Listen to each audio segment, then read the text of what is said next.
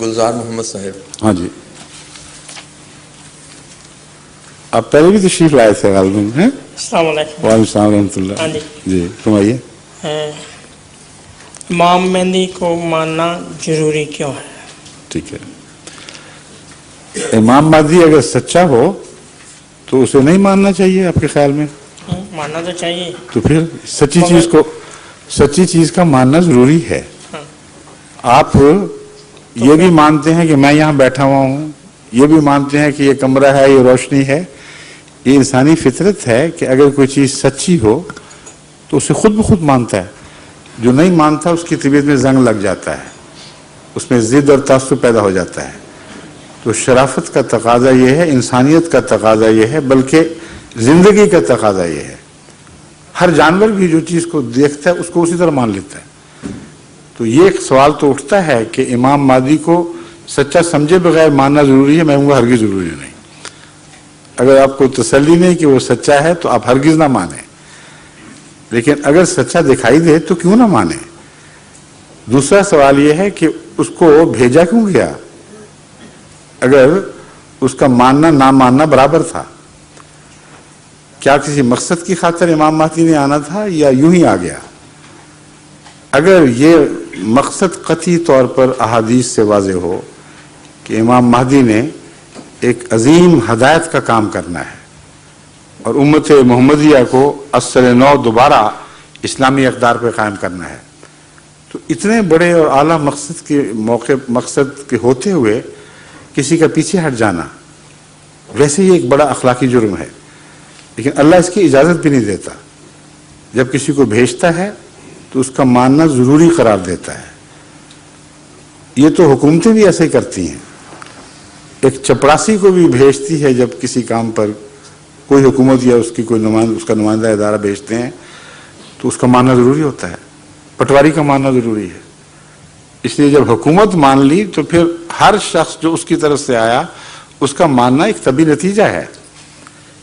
اس لیے یہ سوال اٹھنا ہی نہیں چاہیے کہ مہدی آئے 1400 سال انتظار کیا یا 1300 سال انتظار کیا، اللہ نے بھیج دیا ایک مقصد کے لیے اور کہا اچھا کیا ضرورت ہے ہم اس کو مانیں. تو اگر یہ حال تھا تو بھیجا ہی کیوں تھا؟ اور اس کا انکار کیا بھیجنے والے کا انکار نہیں بن جاتا؟ امر واقعہ یہ ہے کہ جو بھیجے اس کو پیش نظر رکھ کر انکار یا اقرار ہوتا ہے. اور یہ وہ پہلا سبق ہے جو قرآن کریم نے ہمیں دیا اور آدم کے حوالے سے دیا. اللہ نے جب آدم کو مقرر فرمایا تو کہا اس کو سجدہ کرو. مراد ہم یہ سمجھتے ہیں سجدے سے اطاعت کرو، کیونکہ خدا کے علاوہ جب سجدہ کسی اور کے حوالے سے کہا جاتا ہے تو اس سے مراد محض اطاعت ہوتی ہے. شیطان نے انکار کر دیا.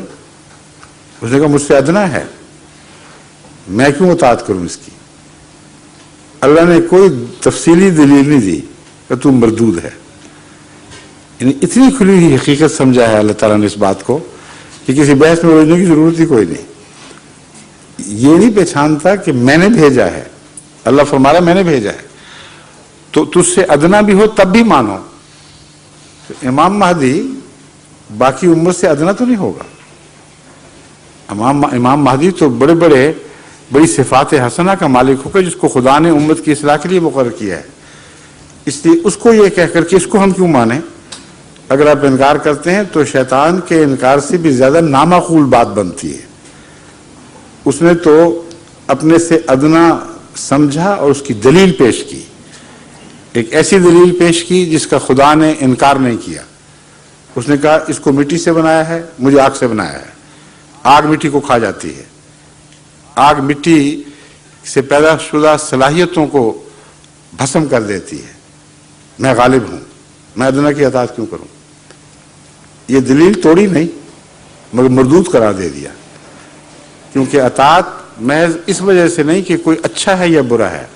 روحانی دنیا میں اطاعت محض اس بنا پر ہوگی کہ اللہ نے بھیجا ہے. اگر اللہ نے بھیجا ہے تو اطاعت لازماً اختیار کرنی چاہیے.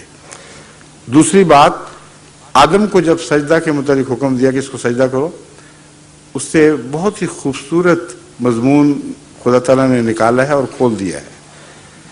یہ نہیں فرمایا کہ جب میں آدم کو پیدا کر لوں، اس کو بنا لوں، اس کو ٹھیک ٹھاک کر لوں، اس کو سجدہ کروں، یہ نہیں فرمایا۔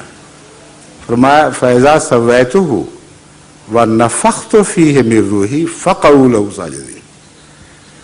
آدم خاک کیسے ہی اچھا بن گیا ہو، کتنا ہی متوازن ہو گیا ہو، اس پر سجدہ کسی کو فرض نہیں ہے۔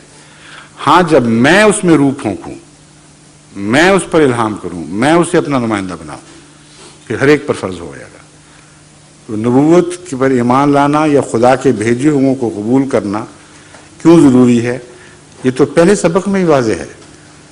اور آخری بات یہ کہ رسول اکرم صلی اللہ علیہ وآلہ وسلم نے بھی یہی نتیجہ نکالا، اور خود امام مہدی ہی کے حوالے سے فرمایا کہ جب تم سنو کہ امام مہدی آ گیا ہے تو خواہ برف کے تودوں پر سے جن کو ہم گلیشیئر کہتے ہیں، گھٹنوں کے بل چل کر بھی وہاں جانا پڑے تو ضرور جانا، اتنی اہمیت ہے۔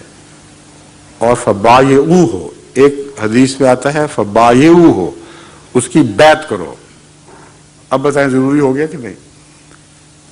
پھر یہ بھی فرمایا، دوسری روایت میں ہے اسے میرا سلام پہنچاؤ۔ اب 1300 سال یا جتنے بھی سال گزر گئے، اس میں کسی مجدد کو رسول اللہ صلی اللہ علیہ وسلم نے اپنا سلام نہیں پہنچایا، نکال کے دیکھ لیں حدیث سے۔ امام مہدی عام مجدد نہیں ہے، اس سے بالا ایک مقام رکھتا ہے جس کو ماموریت کا مقام کہتے ہیں، اس لیے فرمایا اس کی بیعت کرو، اسی لیے فرمایا اس کو میرا سلام پہنچاؤ۔ تو اب بتائیں کوئی عذر باقی رہ گیا ہے؟ جزاک اللہ۔ حضور محمد حسن